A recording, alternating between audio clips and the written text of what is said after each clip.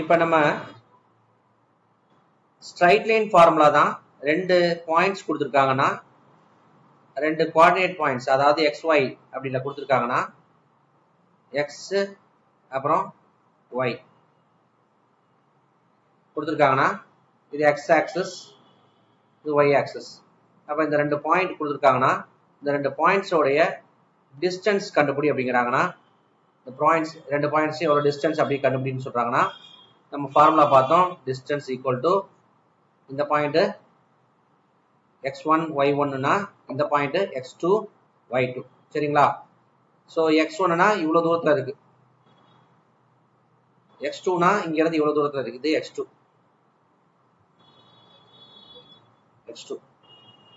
ஆக்சுவலா இது x1. சரிங்களா? yல இது y1 எவ்வளவு தூரத்துல இருக்கு, இவ்வளவு தூரத்துல இருக்கு.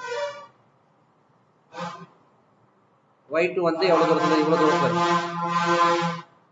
சோ இது வந்து இந்த டிஸ்டன்ஸ் நம்ம கால்குலேட் பண்ணும்போது ஆக்சுவலா நமக்கு ஒரு இது வேணும். ஸோ இது பார்க்கல.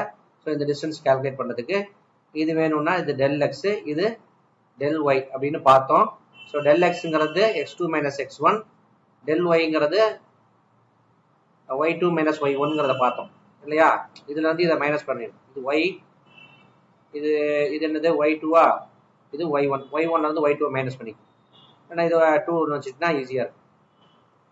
சரி, இப்போ இதுல இருந்து இதை மைனஸ் பண்ணிட்டா இந்த லென்த் கிடைக்கும், இதுல இருந்து இதை மைனஸ் பண்ணிட்டா லென்த் கிடைக்கும். ஸோ அது போலதான் இங்க இந்த லென்த் கண்டுபிடிச்சதுக்கு அப்புறம் ஸோ இந்த டெல் எக்ஸ் டெல் ஒய் இருக்குல்ல, del X square plus del Y square equal to இந்த டிஸ்டன்ஸ் இருக்குல்ல, டிஸ்டன்ஸ் ஸ்கொயர் அப்படின்னு பார்த்தோம். இதை தான் நம்ம x2 minus x1 y2 minus y1 வச்சுட்டு ரூட் எடுத்தோம். இந்த ஸ்கொயர் இருக்கிறது ரூட் எடுத்தோம்.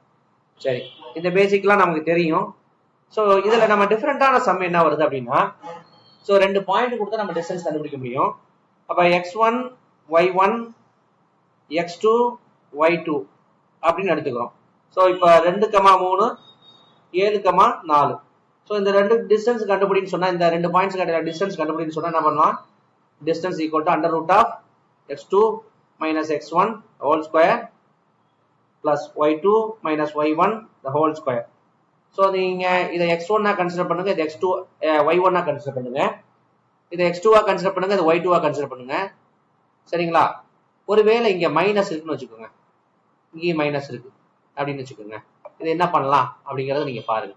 ஆக்சுவலா இப்ப பாருங்க, இங்க இருக்கிற ரெண்டை எதுக்கு பதிலா போடணும், x1க்கு பதிலா போடணும், இந்த ரெண்டு. சரிங்களா?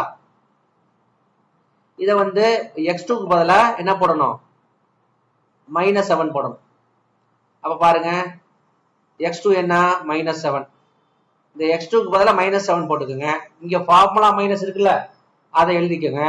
அடுத்து x1 இருக்கா, x1 என்னது 2 தான் இருக்கு, +2 தான், அதனால நம்ம அப்படியே எழுதிடலாம். சரிங்களா? இப்படி பிராக்கெட் கூட நீங்க போட்டுக்கிட்டாலும் ஓகே, ஒன்றும் பிரச்சனை இல்லை. இந்த க்ளோஸ் பிராக்கெட் போட்டுக்கோங்க. ஓகே, அடுத்து பாருங்க, மேல ஸ்கொயர் இருக்கு, ஸ்கொயர் போட்டுக்கோங்க. இங்க பிளஸ் இருக்கு, ஃபார்முலால பிளஸ் போட்டுக்கோங்க. அடுத்தது என்ன, y2 மைனஸ் y1 தானே, y2 எங்க இருக்கு, -4 இங்க இருக்கு, -4 பிராக்கெட் குள்ள போட்டுக்கோங்க y2. அப்ப y1 எங்க இருக்கு, இங்க இருக்கு.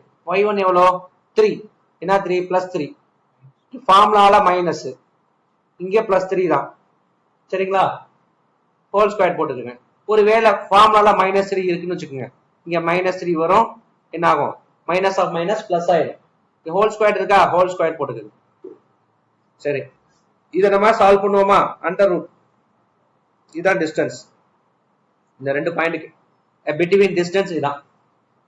அப்ப பாருங்க, இதுவும் மைனஸ் தான், இதுவும் மைனஸ் தான். என்ன ஆபரேஷன், அல்ஜிபிரிக் ஆபரேஷன் தான், மல்டிப்ளைனா இல்ல, ரெண்டுமே ஒரே சைன் தான் இருக்கு, அதனால -9 ஹோல் ஸ்கொயர். இங்க பாருங்க பிளஸ், இந்த ஃபார்முலா பிளஸ், இந்த -4 இங்க minus of minus plus 3 whole square. இப்போ -4ல இருந்து +3 ரிமூவ் பண்ணணும். அப்ப கிரேட்டர் சைடு என்ன வரும், -1 தான் வரும். அடுத்த ஸ்டெப்ல பண்ணிக்கலாம். d equal to -9 square plus -1 square. இப்ப 9 என்ன மைனஸ் இருக்கு, மைனஸ் இருக்குது, எந்த நம்பர்ல மைனஸ் இருந்தாலும் சரி பவர் வந்து ஈவன்ல இருந்துச்சுன்னா பிளஸ்ல தான் வரும். இப்ப 9 9 சார் 81 இல்லையா, 81 பிளஸ்ல தான் வரும். அப்புறம் என்ன, மைனஸ் ஒன்னுக்கு ஸ்கொயர்டு, எந்த நம்பரா இருந்தாலும் சரி இங்க மைனஸ்ல இருக்கு, பவர் வந்து ஈவன்ல இருக்கு. ஆட்ல இருந்துச்சுன்னா ஆன்சர் மைனஸ்ல வரும். இங்க ஒரு கியூப் இருக்குதுன்னு வச்சுக்கோ, 9 கியூப் மைனஸ் 9 கியூப் இருக்குதுன்னா 81 இன்டூ 9 போட்டு நம்ம என்ன வருதுன்னு சொல்லுவோம். ஸோ இங்க பிளஸ்ல இருக்கறனால என்ன பண்றோம், இதை நம்ம இப்படி படிக்கிறோம். சரியா, ஸ்கொயர்ல இருக்கணும், ஸ்கொயர் இருக்கு, இங்க என்ன பண்ணிருக்கோம் அண்ட் அண்டர் ரூட் எடுத்துக்கிறோம். இங்க என்ன பண்றோம் பிளஸ் 1. ஸோ என்ன வருது 82 வருது. இதுதான் வந்து இந்த பாயிண்ட், அதாவது 2, -3க்கும் -7, -4க்கும் இந்த 2 பாயிண்டையும் எவ்வளவு டிஸ்டன்ஸ் இருக்குன்னு பார்த்தேன்னா 82 டிஸ்டன்ஸ் இருக்கு. 82 டிஸ்டன்ஸ் எனக்கு புரியலன்னு சொன்னீங்கன்னா ஸோ 8 8 சார் எவ்வளோ 64, 9 9 சார் எவ்வளோ வருது 81, 10 10 சார் எவ்வளோ வருது 100. சரிங்களா, அப்ப இந்த 82ங்கிறது 81க்கும் 100க்கும் இடையில தானே இருக்கு. ஸோ அப்போ எதுக்கு க்ளோஸா இருக்கு, 9 பாயிண்ட்டுக்கு க்ளோஸா இருக்கு. சரிங்களா, இந்த 9.1 9.2 சம்திங் இந்த மாதிரி ஆன்சர் வரும்.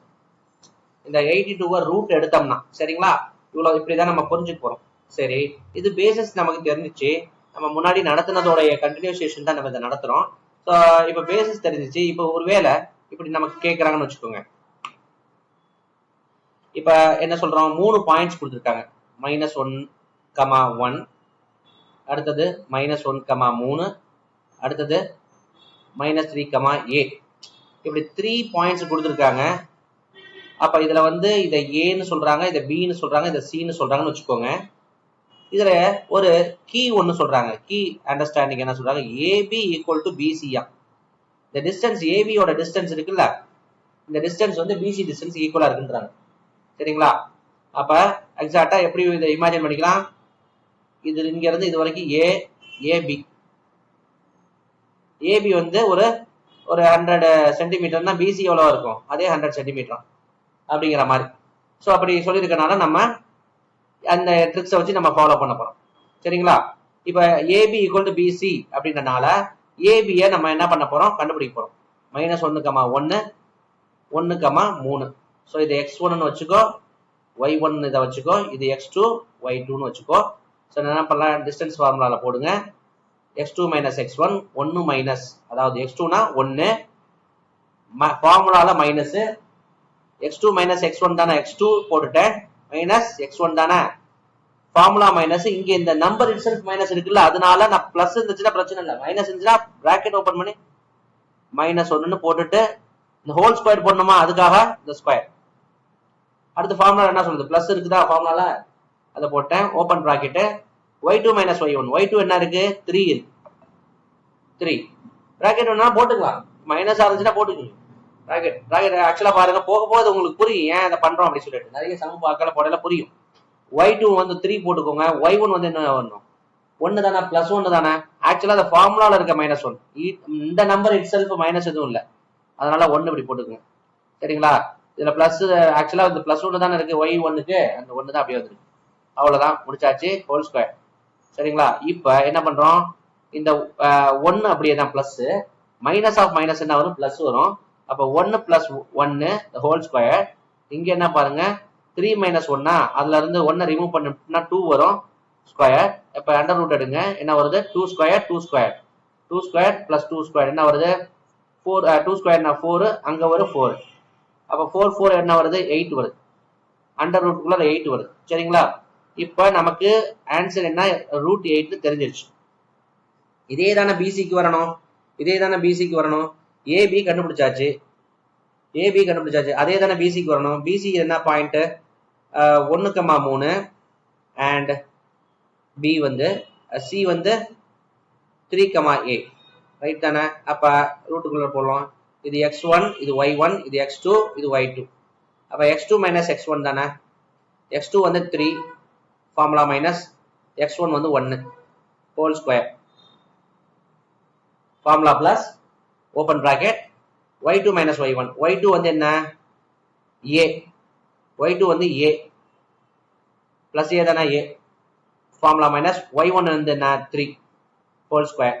இப்போ இதை என்ன பண்ணலாம், பிசி எதுக்கு ஈக்குவேட் பண்ணலாம், √8 போட்டுக்கலாம். சரி, இங்கிட்ட ரூட் இருக்கு, இங்கிட்ட ரூட் இருக்கு, ரெண்டு பக்கட்டும் ஸ்கொயர் எடுத்தோம்னா ரூட் கேன்சல் ஆயிரும். சரிங்களா, அப்ப 3 - 1 whole square plus a - 3 the whole square equal to 8.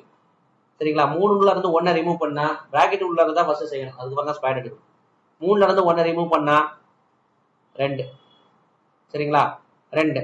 இப்ப 2 ஸ்கொயர் போட்டுக்கலாம். இங்க 7 இருந்து 3 ரிமூவ் பண்ண முடியாது, ஏங்கிறது என்னன்னு தெரியாது, அதனால எலாபரேட் பண்ணிடுவாங்க.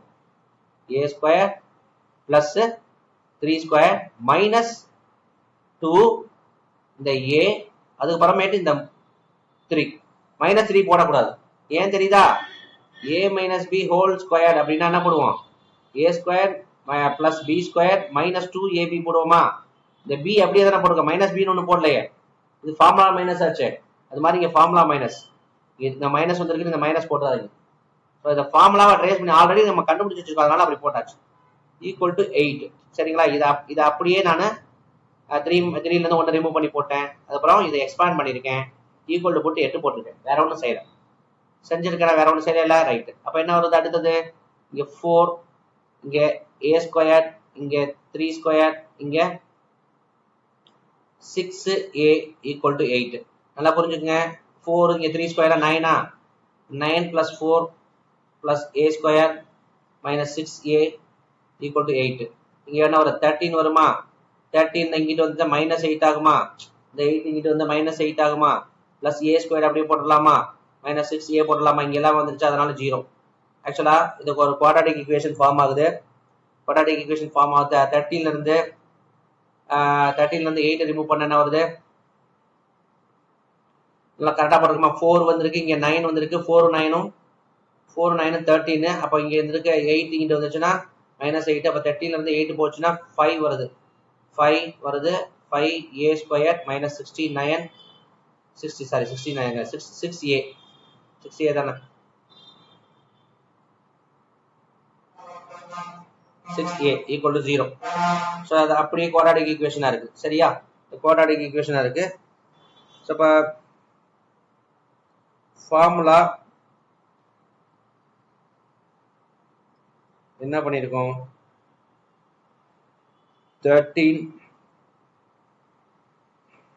கரெக்டா தானே போட்டிருக்கோம்.